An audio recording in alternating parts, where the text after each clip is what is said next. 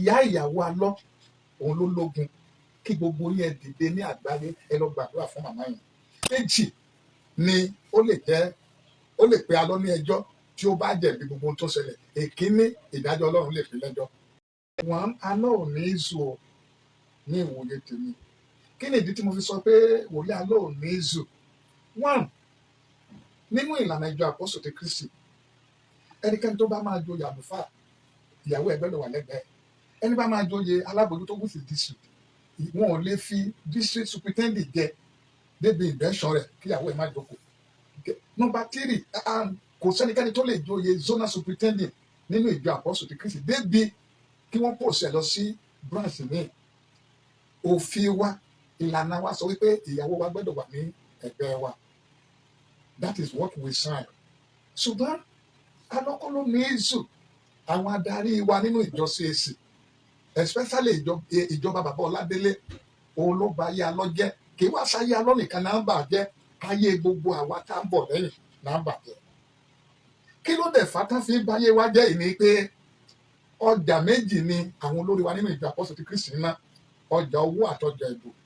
Tá a bá ti rí ẹni tó lówó tó gbówó fún wọn àbí tó ní onírú ẹ̀bùn, then wọ́n ṣe tán láti torí ẹ̀bùn àtowó wa tá a bá fún wọn láti ba májẹ̀mú ìpìlẹ̀ òfin ìjọ Ọlọ́run jẹ́.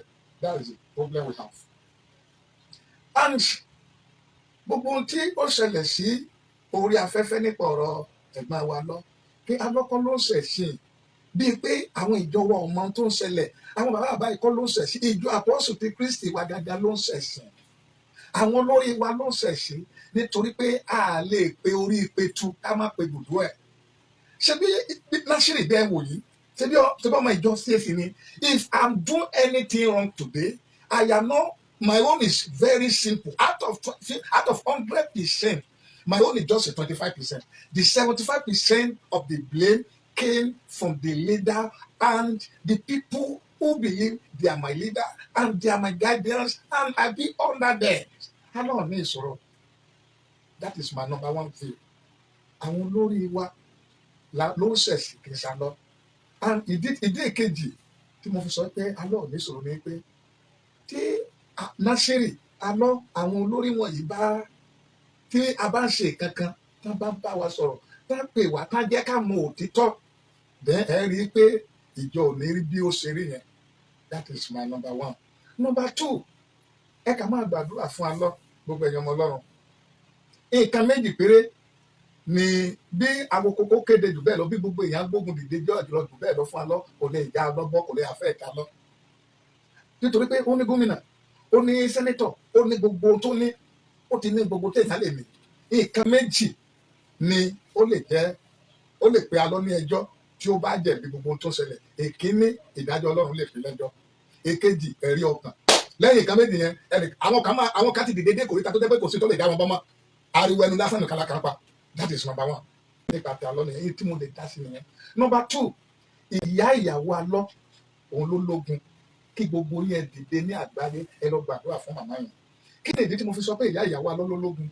Èkíní, nígbà tí ẹni tó tọ́ ìyàwó bàbá wọlé alọ́, ìyẹn ẹ̀gbọ́n àbúrò bàbá ìyàwó wọlé alọ́, ó ní 1991 ní voice note ẹ send, ó ní 1991 ni bàbá ìyàwó alọ́ ti kú. Ó fi hàn ìyá ìyàwó alọ́ ò dẹ̀ tí ì pé 80 for now. Ó fi hàn wípé tá a bá yọ 91 kúrò nínú ọdún báyìí, ìyá ìyàwó alọ́ sọ ọkọ nù ní ìgbà tó wà ní àárín 30 years, so 40 or early 40.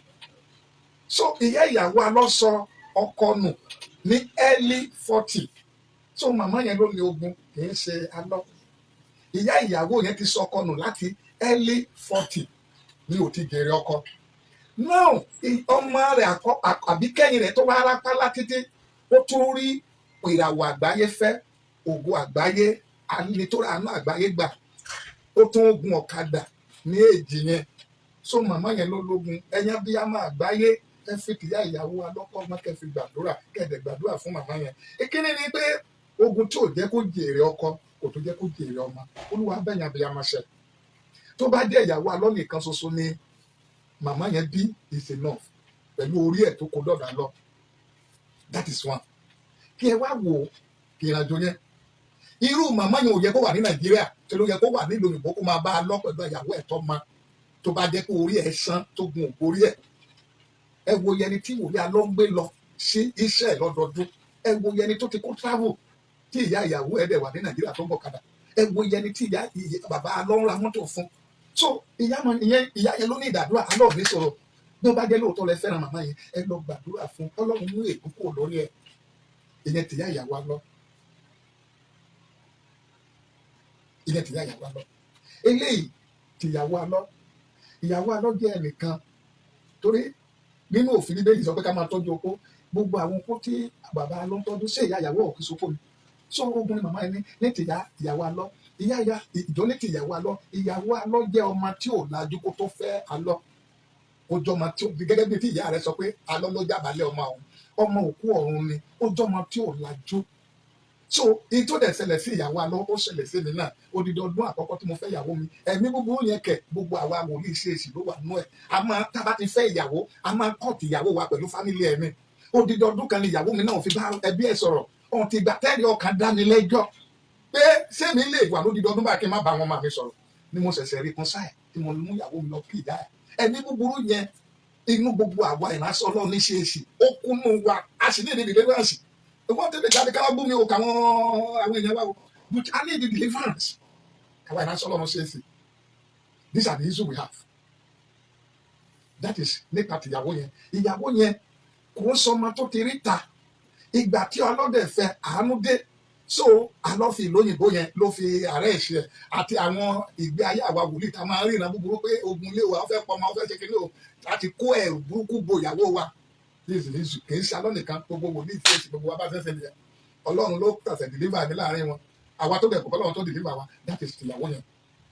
Eléyìí tí gbogbo àwọn ọmọ Ọlọ́run, mo fẹ́ sọ fún wa, gbogbo ẹ̀yin ọmọ Ọlọ́run kárí ayé bí tẹ́ ti ń gbọ́ mi. Iye ayé tí ìjọ bàjẹ́ láyé ó pọ̀ ju ayé tí ìjọ tún ṣe o. Láti ìbéèrè mi mọ̀ dáhùn yìí o. Gbogbo ohun tí a ń pè ní foundation ayé ìgbéyàwó ni. Bí ìgbéyàwó bá ti ní ìṣù, ìdílé ní ìṣù. Bí ìdílé bá ti ní ìṣù, community ní ìṣù. Bí community bá ti ní ìṣù, orílẹ̀-èdè ní ìṣù. Borílẹ̀-èdè ti ní ìṣù, ṣọ́ọ̀ṣì ní ìṣù.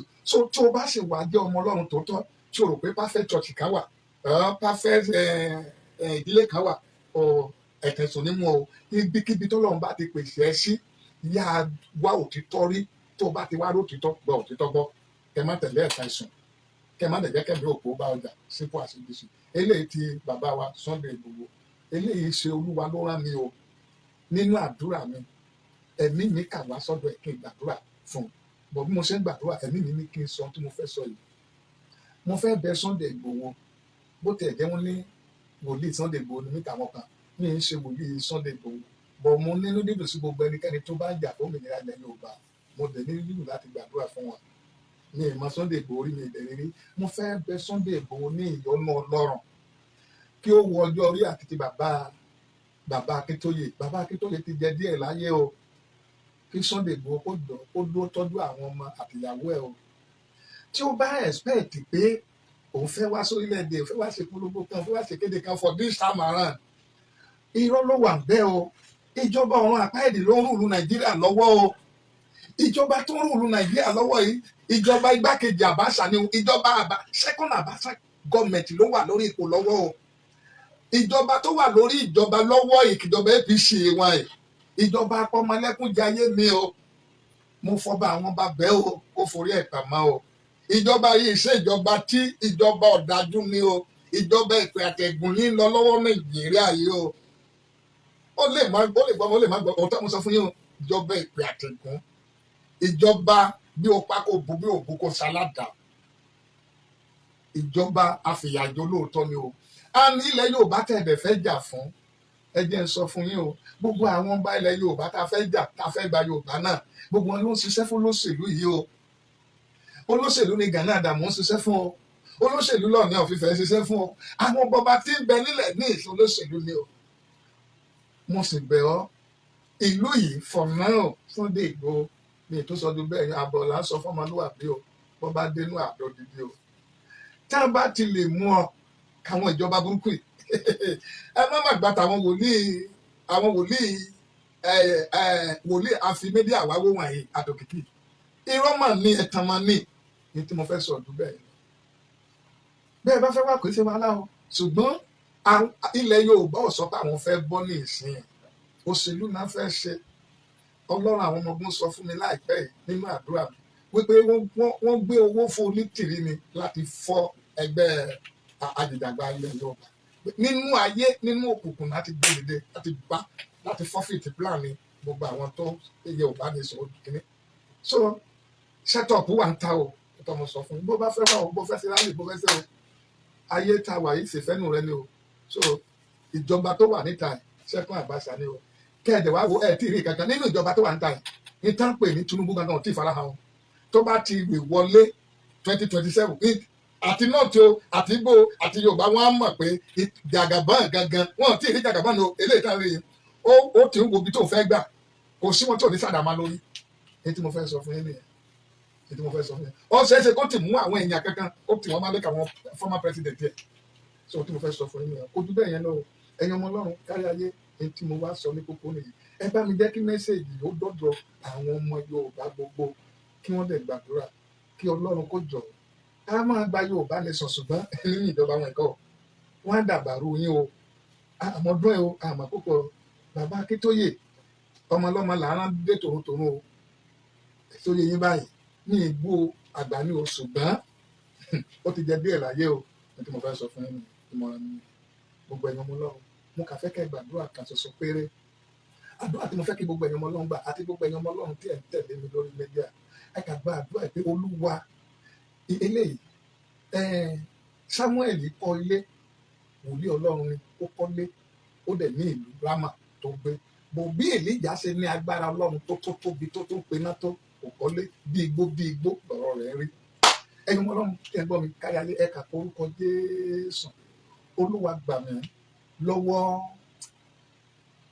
ogun ọmọ Ọlọ́run tí ì rí ọlá Olúwa jẹ Olúwa gbà mí lọ́wọ́ ogun ọmọ Ọlọ́run tí ì rí ọlá Ọlọ́run jẹ ogun tó ja Lásárù ogun ọmọ Ọlọ́run lolúwa ní kí n fi bá àwọn èèyàn gbàdúrà ogun ọmọ Ọlọ́run tí ì rí ọlá Ọlọ́run jẹ láyé Olúwa gbà mí ẹ ṣe fún ìmọ̀ àtàwọn ọmọ mi mo dẹ̀ fi lè bẹ gbogbo ẹ̀yàn ọmọ Ọlọ́run ní on the 12 June ìpàdé Olúwa gbèjà bíàmà ó jẹ́ àpè ní tọdún ìtọ́pìkẹ́ ìpẹ́ ọmọ mi ò ní kú ní àkókò ẹni màá sọ ní irú ọmọ tàbí àtọkùn àtobìnrin ẹ bá mi gbàdúrà ní pé ìpàdé yẹn gbogbo tẹ ẹ bá mà láti ràn ìpàdé yẹn lọ́wọ́ kẹwọn yàn lọ́wọ́ nọ́mbà 4 gbọgbẹ ẹsẹ àsìmọlóyè àkójọpọ sọ mọ̀wé Ògùn State ní on the 12 of June kí a bá mi gbàdúrà kó tó di ìpàdé náà ẹ̀yin ọmọ Ọlọ́run tẹ ẹ bá dẹ rí mi pè ní ìsìn mo wà níwájú Ọlọ́run ẹ má bínú tó lọ́lọ́run my number remain the same 08238030562 ẹ bá mi pín mẹ́sẹ̀gì yìí fún àwọn ọmọ Ọlọ́run fún àwọn olórí wa ní ṣèṣì fún bàbá wa wòlíì àlọ́ àti àwọn èèyàn rẹ̀ àti ìdílé wọn kẹ́ẹ̀dẹ̀ gbàdúrà fún ìyàwó wòlíì àlọ́ àtàlọ́ fún ara àti gbogbo àwọn ọmọ Ọlọ́run tó kó sí orí situation tí ìyàwó wòlíì àlọ́ kó sí kọ́lọ́run kó bá gbogbo wọn pàdé thank you God bless you Yorùbá ilẹ̀ Yorùbá yóò dáa fún wa ìjọsìn yóò dáa fún wa ẹ̀yin ọmọ Ọlọ́run tẹ́ bá mi pín mẹ́sẹ̀gì yóò dáa fún wa gbogbo ẹ̀yin television station tẹ́ bá mi pín mẹ́sẹ̀gì yóò dáa fún wa thank you together we shall make